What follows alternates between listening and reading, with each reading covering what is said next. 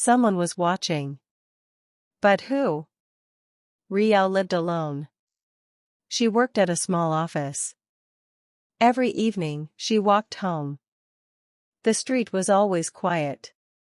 One night, she felt strange. Someone was behind her. She looked back. No one was there. She walked faster. She reached home safely. She locked the door. She made some tea. Then she heard a soft knock. Knock. Knock. She looked through the window. Nobody was outside. She opened the door. The street was empty. She closed the door quickly.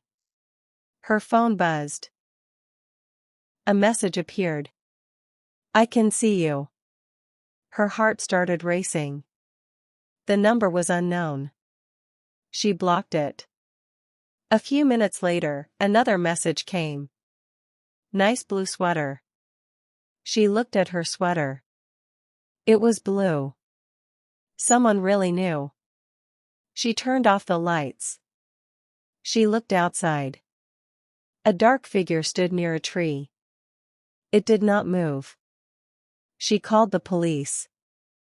Before they arrived, the figure disappeared. The police searched the area. They found nothing. They told her to stay calm. That night, she could not sleep. The next morning, she found a small box. It was outside her door. Inside was an old camera. There was also one note. Watch the last video.